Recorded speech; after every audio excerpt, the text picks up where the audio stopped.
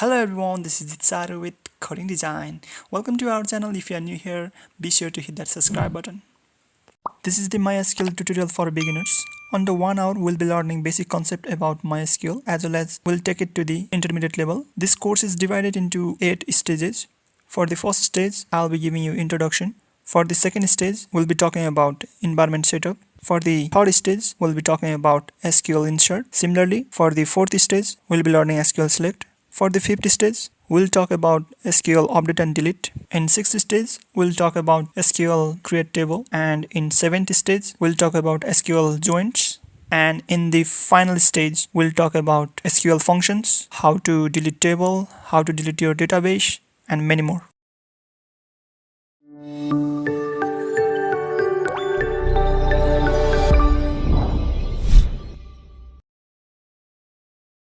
Now before jumping to the MySQL, let's talk about the database. Okay, talking about database, especially you can find SQL and NoSQL. Talking about the SQL, they do have certain kind of commands, they do have certain kind of structure, and the most popular SQL database is MySQL, or you can say MariaDB. And similarly, you can find Postgres and SQLite. Okay, now let's talk about the NoSQL database. So they are like quite familiar with JSON format. Okay, and MongoDB is the most popular NoSQL database. Similarly, you can find Redis, CodeDB. Now let's talk about the relationships. So talking about the relationships, it is the connection that is built in between two or more than two tables. For now, just keep it in mind, but later on we'll talk more about this. So similarly, SQL support relationship, so which is the great thing.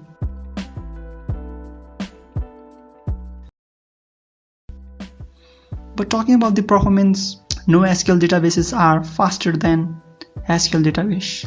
But when you say faster, it doesn't mean that SQL databases are slow. They are slow as compared to NoSQL database, but the queries they do run in just milliseconds. SQL stands for Structured Query Language. Similarly, SQL is the standard language for accessing and manipulating databases. SQL can create databases, you can create table in a database, you can store data in tables, you can delete, you can update, you can insert, you can do lots of things. We'll explore in the next future video. MySQL is an RDMS database program. So we have already talked about the relationships, okay, that they do support the relationships. So this is all about that. This was the introduction part, so enough for theory now. In the next lesson, we'll talk about how to set up the environment and we'll talk more about this. So if you have any kind of question, please feel free to drop down. If you like, please hit the like button, share, and please don't forget to subscribe. So I'll see you in the next lesson. Until then, have a great time. So now you can visit to this site, XAMPP. And they do provide some kind of like Apache server and MariaDB, PHP, something like that, okay? But I'm not using this, rather I am using Laragon, okay? You can visit to this site and you can just download that. So you can download it from GitHub, or you can download the light version or the full version as your need, okay? But I have downloaded full version. So after downloading the file, you can just install, just go through these steps and just you can specify the location. Similarly, there is option 3 more options, but I'll choose only the one. So just pressing next. But I do have already installed the program. So when you just open the Laragon, you will find this window, and in this window you can see there are lots of buttons. So first of all, just click start all button, and when you click that button, you'll see Apache and the MySQL has run. Now just you can click button called database, you'll get the another window, and in this window you can see session names. If you want to create new, you can create that. So I am creating, and you can just name it whatever you want. It has already set our host name, username. For the username, if you want to change, you can change that. If you want the security, you can keep the password, but right now I'm not keeping. So if you have already created the database, you can directly just go from this menu. I haven't created, so now I'll click the button open.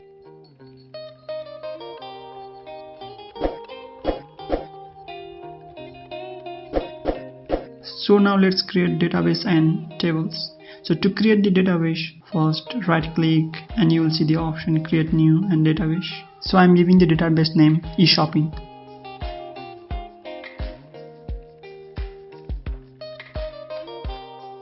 So for the collection, I'm giving UTF-8 general CLI. Now our database has been created. So inside you can't see any table. So let's create that. So to create table, right click on the database name and you'll see again option create new. Just click table and again you should give the table name. I'm giving table name as customers. So in the comment, it is not that necessary, but it is good to keep. So I'm giving the comment.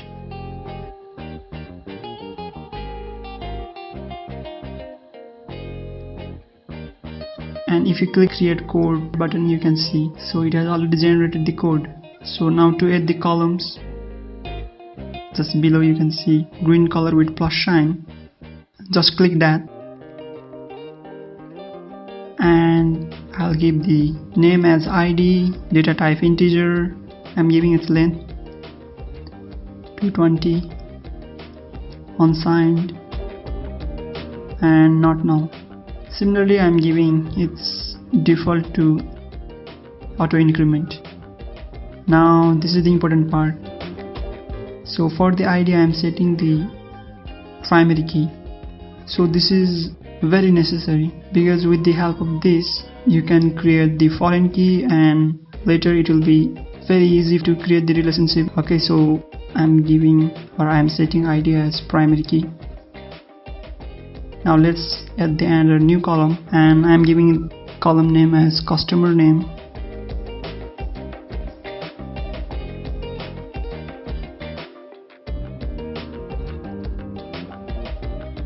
For the data type, I'll be giving bar chart and for the length I'm setting 50. So I'm giving for default, I'm giving no default.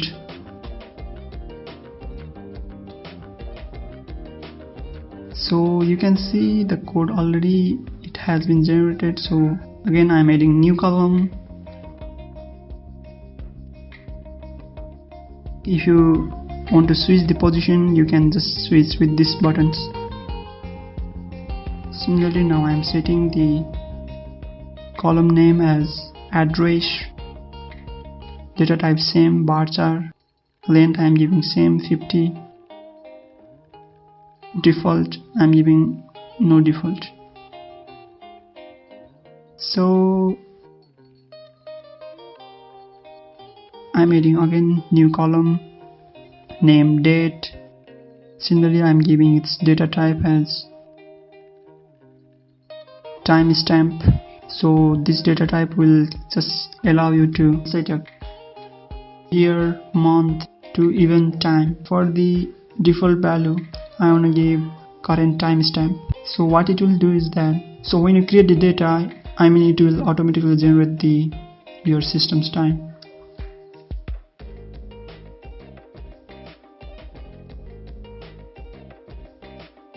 Now let's hit the save button and your data, your table has been created, you can see. So this was all about setting up your environment, creating database, table, and in the next lesson we're gonna learn how to insert the data in the table. So again, if you have any kind of questions, please feel free to drop down, and also if you like this kind of video, please hit the like button, share, and also please don't forget to subscribe my channel. So until then, keep learning, have a great time.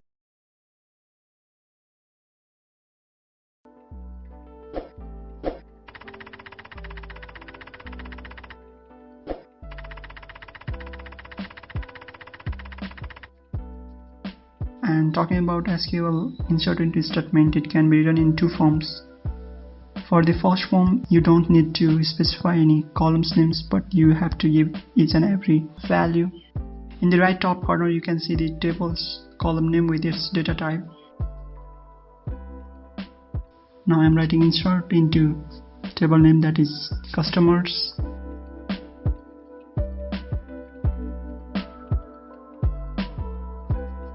And the value for the first, I'm giving ID. For the second, I'm giving customer name as my name. And for third value, I'm giving address value. And let's run the query. So when you run the query, you will get error message. It's because you didn't give the data, that is date value.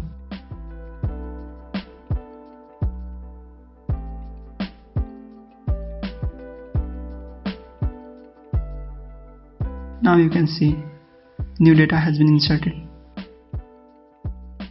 Now if you talk about the second form, in the second form you will specify both the columns name and the value to be inserted. That is, you don't need to specify each and every value for every column. So first of all, you will specify shorten column name and you will give only those columns value. So like this, I have given for the column name customer name and address. And for the values, you need to give only customer name and only the address. So when you do this, the data will be inserted. So I'll change the customer name and run the query. Now you can see new data has been inserted. So in this way, you can insert the data in the table. But you have seen that I have given only the customer name and the address value, but you get automatic ID and the date. How is that possible? Because in the beginning, when we create the table, we have given the default value. Remember that? We have given the default value. For the ID, we have given auto increment, and for the date, we have given current timestamp. So this default value will automatically generate when we don't specify any value for these columns. So this is the use of default constraint. But what if you give the extra value? But in the column name, I haven't specified any column name. I have only given customer name and the address. But in the values, I have given 3 values. So if I run the query, you'll get error. But if I specify the column name at top and in the values, I'll give a string, then you'll get again the error. It's because the ID data type, you can see that's integer, so it will take only the numbers, not a string. Now let's run the query with new customer name Ram. Okay, now let's run. Now you can see new data was inserted. So in this way you can insert the data. So remember, if you have given only 2 columns, in the values you will give only 2 values. And also you need to remember the data types of the column. Okay, if the data type is integer, it won't take any kind of a string. So this is it. So if you have any kind of question, please feel free to leave down. And also if you like, please hit the like button, share, and don't forget to subscribe. So I'll meet you in the next class. Until then, keep learning. Have a great time.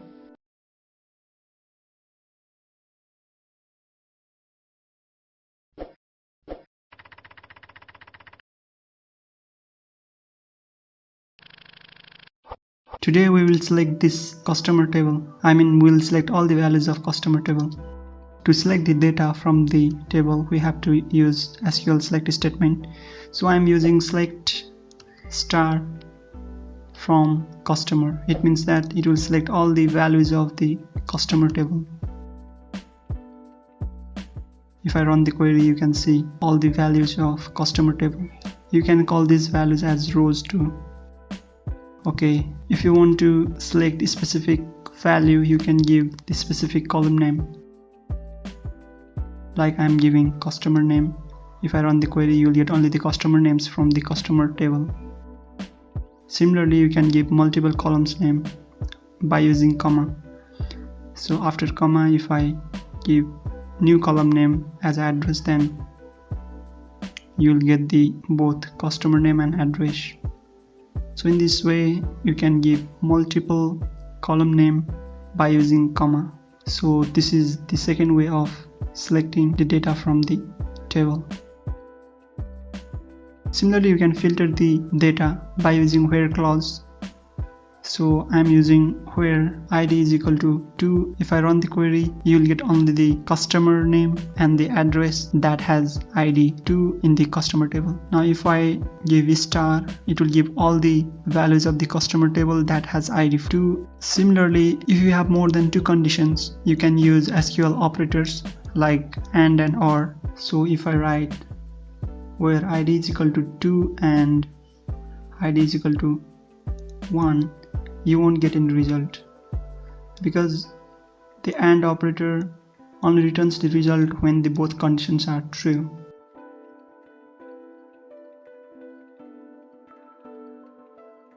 So at the same time id can't be different.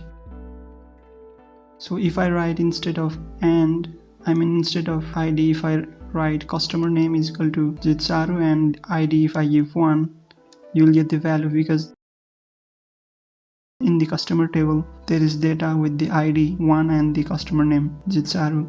But if you change the id or customer name, you won't get because that customer name have different id. But if I change customer name, again you will get the value.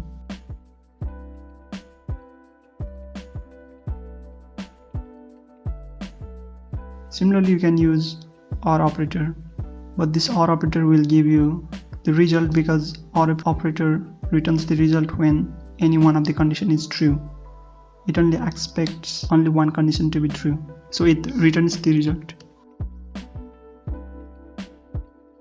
And also you can use between operator to select the values within a range. Like if you write where id between 1 and 2, you will get only 2 results from the customer table that has id 1 and 2.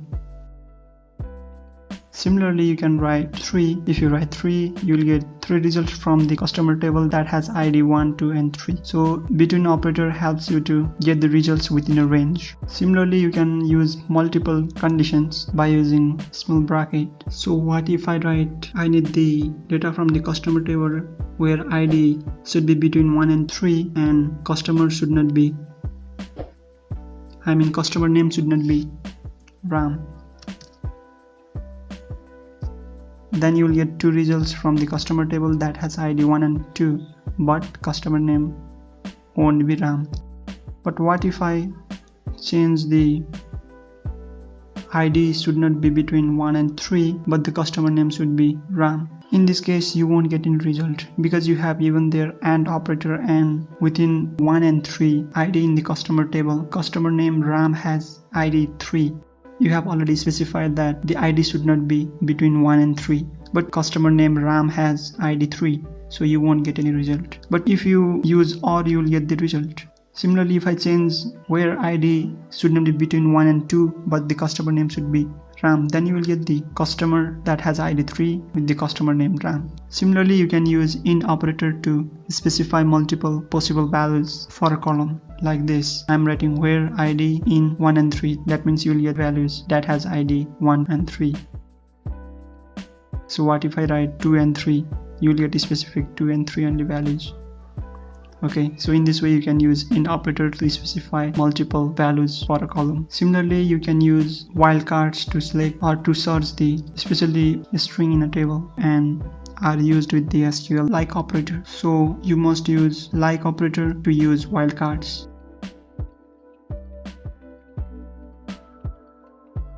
This statement will search all the customer names from customers table that starts with first letter A. So in our table there is only one such customer name.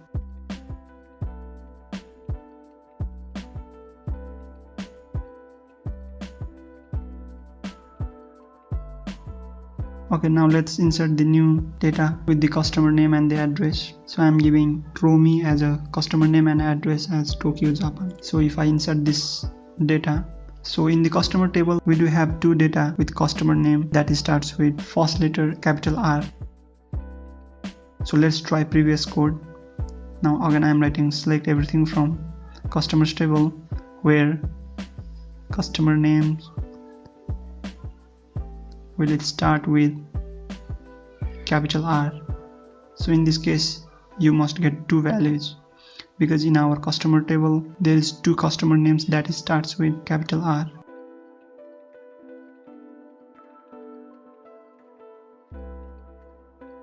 You can use another wildcard like hyphen. So if I write hyphen R, this will select all the values from the customer table where customer names start with any character but followed by R. So such data is not there in our table, so it won't give any result. If I write AM, you will get RAM, because for the first character there should be any character, but after the first character that should be followed by AM. So there is such data. In the same way you can try it in different way too, like this. Look at that, you can get the result. Okay, you can try in this way too.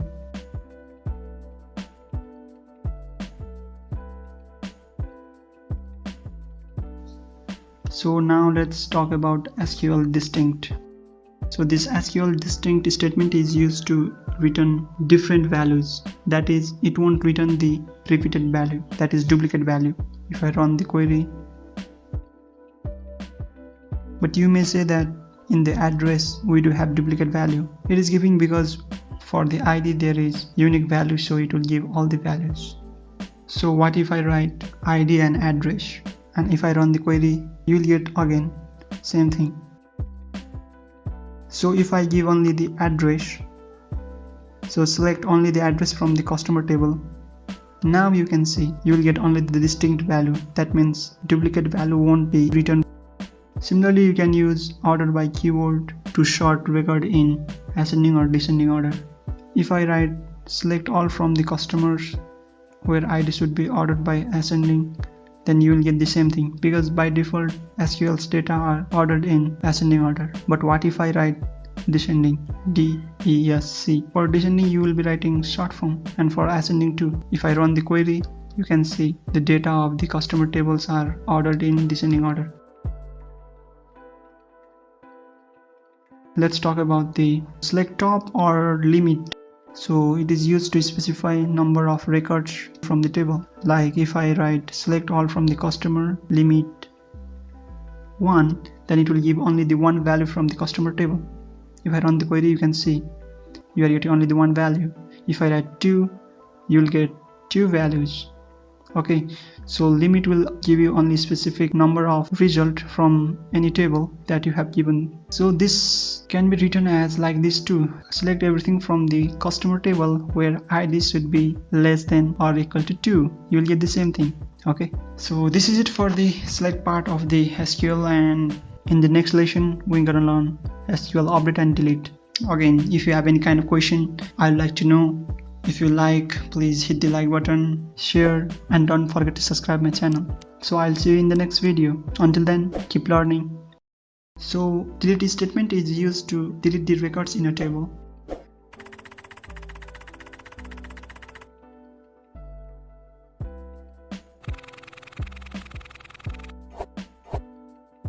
So I'm writing delete from customer table. I can filter the data from customer table that should be deleted, like by using where clause, and I'm using customers table where ID is equal to 4. Now if I run the query, it will delete the records of customer table where the ID is 4. Now if I run the query, now let's go and refresh the table. Now when I refresh, you can see data, it has been deleted. Similarly, you can use different column name, like I have used ID, so now I'll use customer name. Oh, I have misspelled. Customer name is equal to RAM. So if I run this query, go back to the table and refresh, the customer name RAM, it has been removed from the table.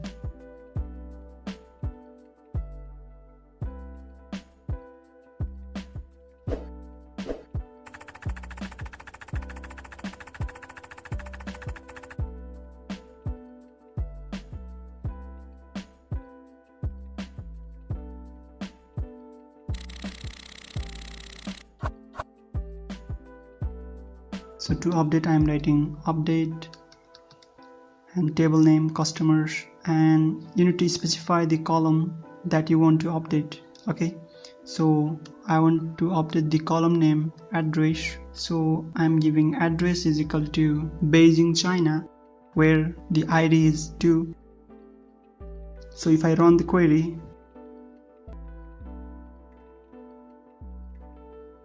and if I refresh, you can see the data has been updated in the customer table where the ID is 2. So what if I omit where clause? So if I omit where clause and if I run the query, you can see you have been given warning. If you omit the where clause, all the records will be updated. That means in the customer table, all the customers' address will be now Beijing, China. Now let's go back to the table and refresh. Now you can see that both the customer's address is now Beijing, China. So it is very necessary to use where clause. Similarly, I can use different column name. So it is not necessary that you need to use always ID. Like I'm using customer name is equal to Jitshar, and I'm giving different address. Like I'll give Ottawa, Canada. So if I run the query, and I'll go back to the table and refresh it. Now you can see customer name called Chitsaru in the customers table. The address has been updated. Similarly, you can update multiple column. Like if I want to update multiple column, I have to specify comma between the column name, and I'll assign some new value. You can assign that old value too, but it doesn't make any sense. So I'll give new value like customer name is equal to Noria, and where customer name is equal to Elsenjishi. Now let's go back to the table and refresh. Now you can see.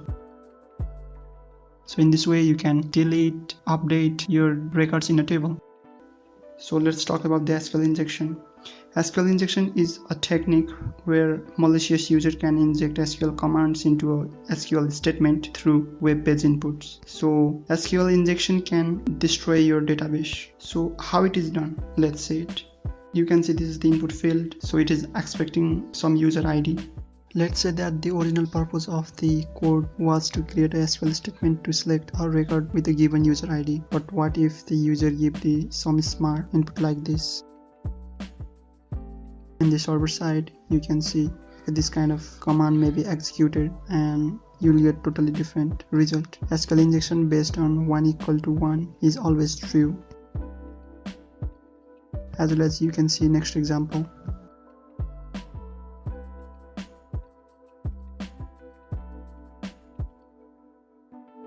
It is also always true. So when the condition is true, you'll get obviously the results. So in this way, a smart input like this may totally change your result, or it may totally alter your code.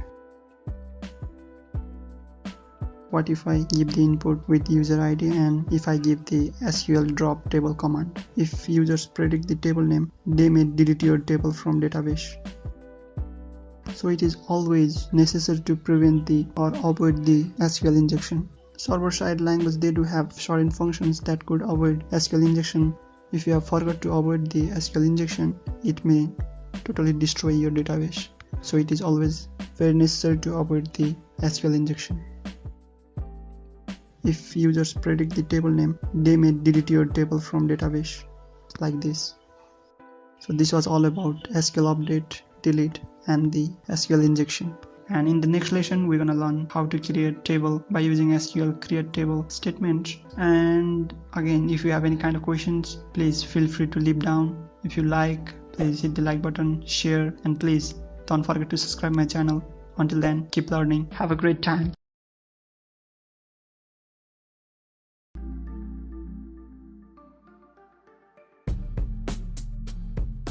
Now before creating a table, you need to know about the data types. In MySQL, there are 3 types like text, number, date and time. So according to their data holding capacity, I am arranging them in ascending order.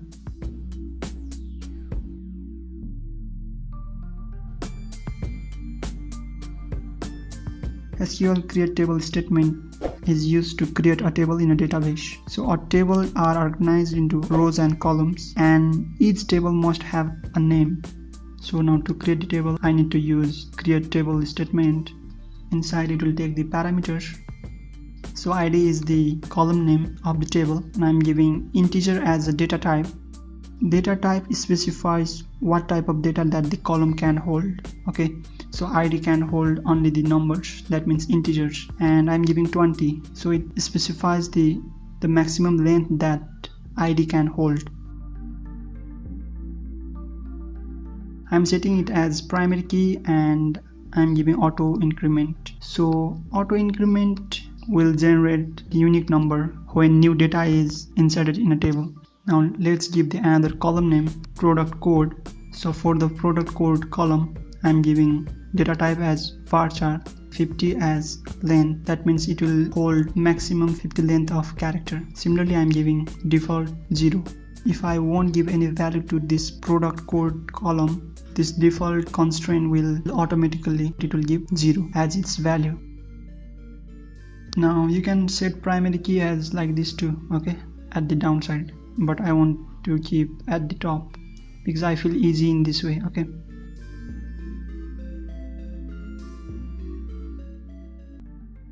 and also you can give unique constraint. It won't give you the permission to give the duplicate value. So if you give the duplicate value, it won't accept that value. Similarly, I want to create new column customer ID, and I'm giving its data type to integer, that means it will only accept number, and I'm giving its holding capacity 20, okay, as a length.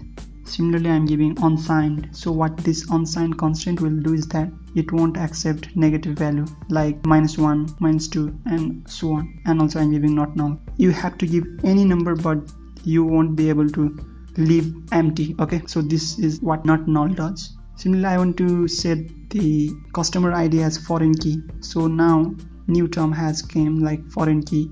So a foreign key is one table points to a primary key in another table.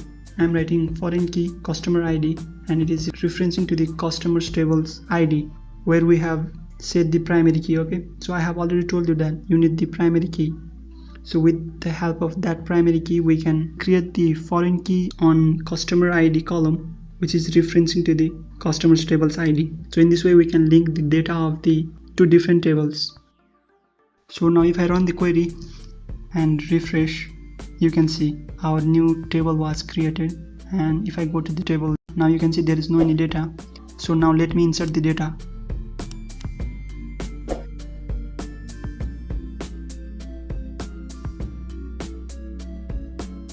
So you can insert like this too. So you can go back to the table and you can insert directly.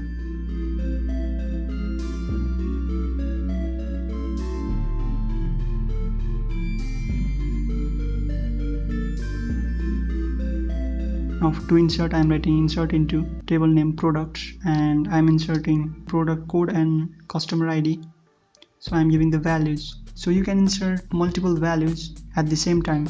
So to insert the multiple values at the same time, you need to give the small bracket and the comma. Okay, don't forget to use comma, otherwise it will give the error.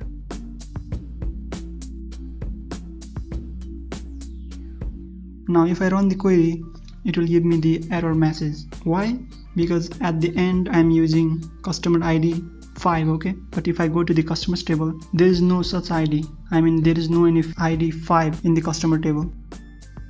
You will be giving only those values that do exist in the customer table. So you can't give any random value.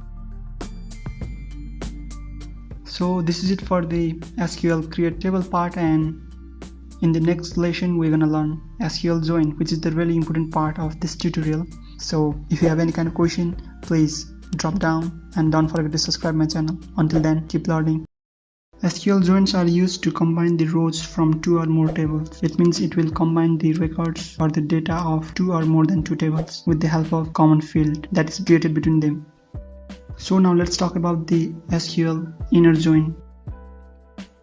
It will return all the rows from the both table when there is at least one match.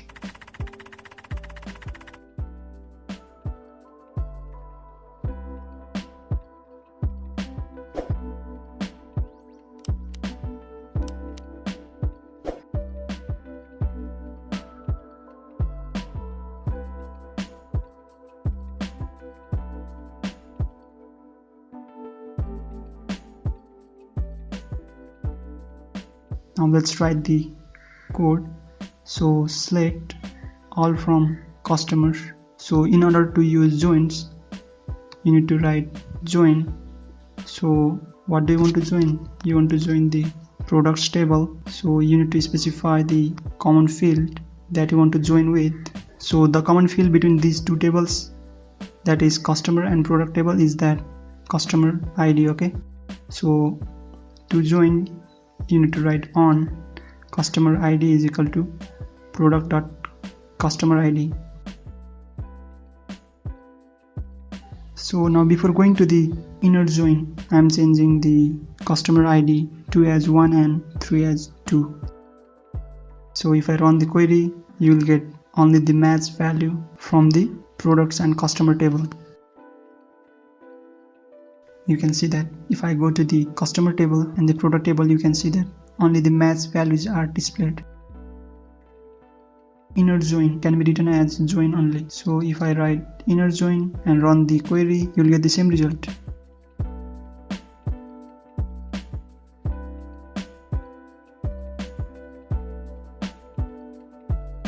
Now let's talk about the left join.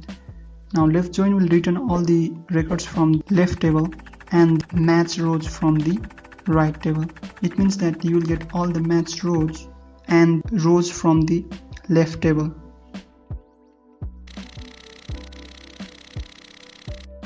So to use left join, you have to write left join. You may have confusion that which table is the left one and which table is the right one. So you can see at the right side of your left join there is product table name, and at the left side there is customer table. If I go to the customer table, there are 4 records. You will get these all records, and if I go to the product table, you will get these all value because the values are matched in the both tables. To get the specific value of the column, I am writing customer.id, customers.customer name, customers.address,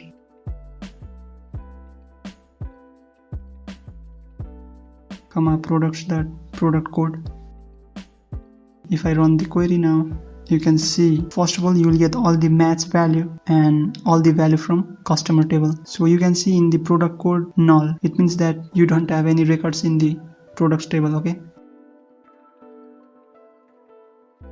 you can interchange the position of the tables. Like you can write, instead of customer you can write product, and in product position you can write customer. You can see we have used so many times customers table name, so we can alias this. That means you can change the name temporarily. So I'm giving customer as C, product as P. Now if I write that, instead of customers I can write now C, and in place of products I can write P.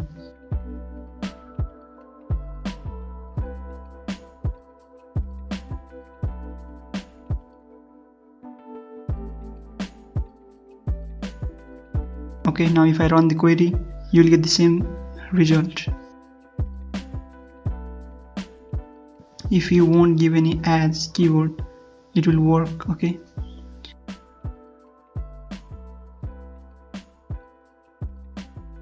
similarly you can use left outer join too, so it will give the same value. Actually the real syntax of the left join is left outer join. Now let's talk about right join. So when you use right join, it will return all the rows from the right table and the matched rows from the left table.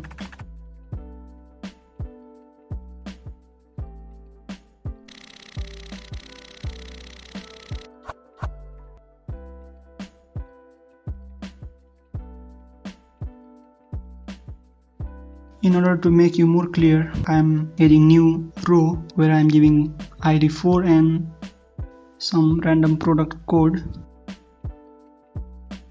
I want to give the customer ID as null, but it is not allowing me to give the null value.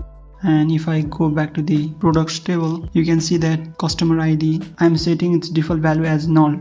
Now if I save the table and come back to the customer's data. Now if I refresh, now you can see customer ID is null now. Okay, now let's write right join.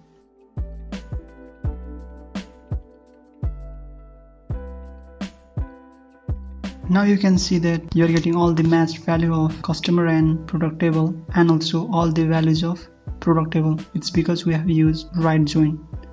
So we are getting all the values of right table and the common value, that is matched value of customer and product table.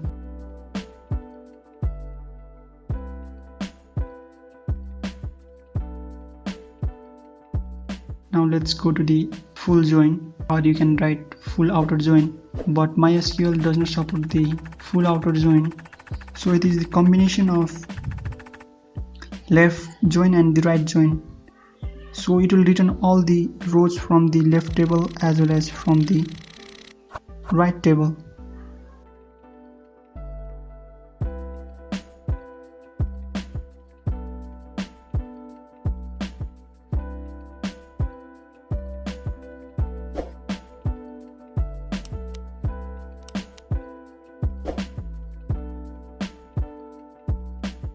Write full outer join, and if I run the query, it will give me the error. So we know that full outer join is the combination of left join and the right join. That means it will give all the values of left table as well as right table. So we can use new operator union. So this union operator will combine the result of two or more than two select statement. Again, I am repeating this.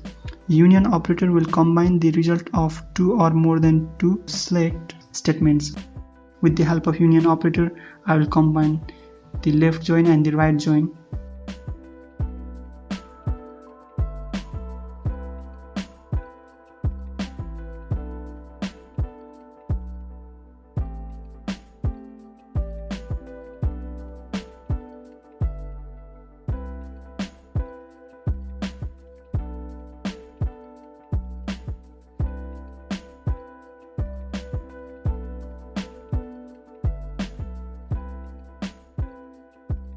And if I run the query, now you can see all the values of product table and all the values of customer table.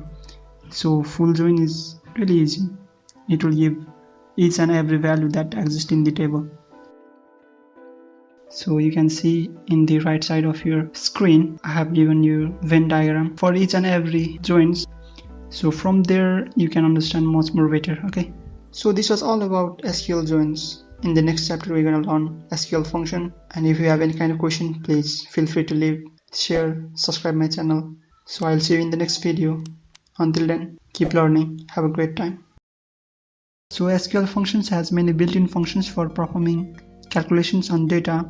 Especially there are two, that is SQL aggregate functions and SQL scalar functions. Aggregate function, especially they are used for the numbers, and talking about the scalar functions, especially used for a string. Now before jumping to the SQL function, if you want to add the new column in the existing table, so what will you do?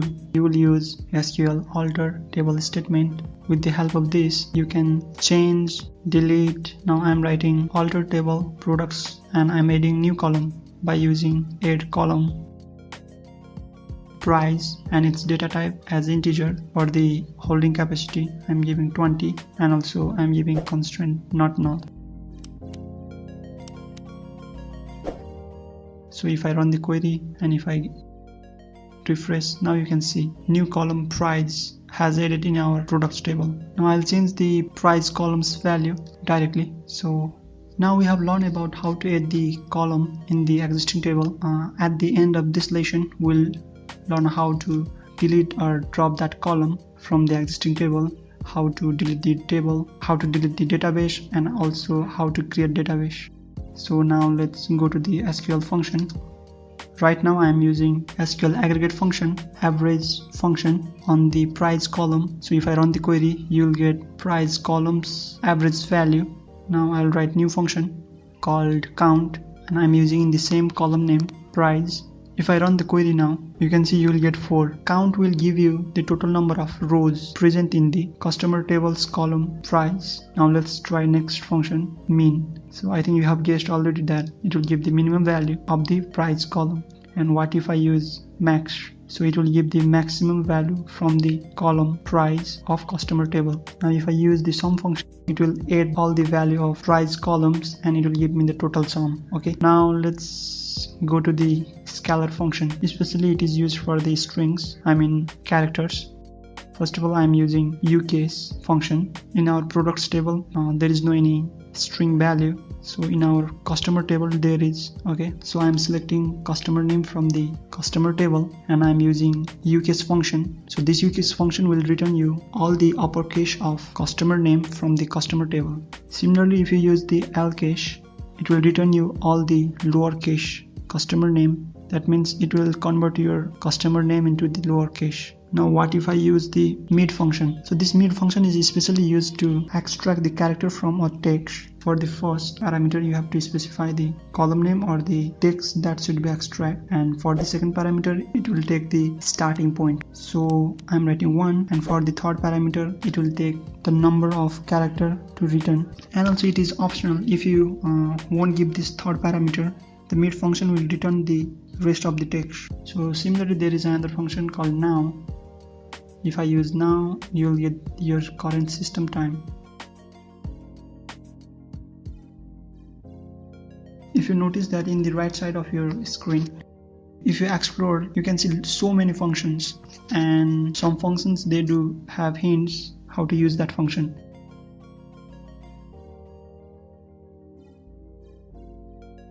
Similarly, there is so many SQL keywords you can explore. Okay, so now I am leaving for you. So what if I want to delete this price column? So to delete the column, you should write alter table, and table name I am giving products, and you can use drop column. You have to write the column name, I am giving price, and if I run the query, and if you refresh, you can see your column has been deleted from the products table. Now what if I want to change the data types, data holding capacity of this column, the default value of this column? What if you want to modify that? How will you change? Now you can see our product code column has varchar data type, so I want to change to integer data type. So how I will do that? Instead of drop column, I will write modify column, and I'll give the column name product code, integer as data type, and I'm giving its holding capacity 20. So now if I run the query and come back to the products table, now if I refresh, you won't see any changes. So in order to see the changes, first of all you have to restart your server. Now if I restart my server and go back to the database, open. Now if I refresh the table, now you can see product code data type is integer. So this is how you change the data type of the column.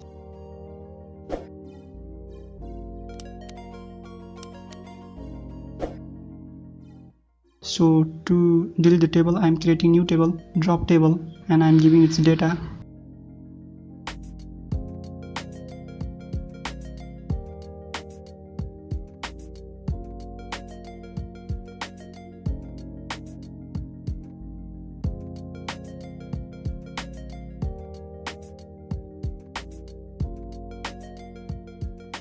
So now if I want to delete the data of the table, I'll use truncate table statement. So table name I'm giving drop table.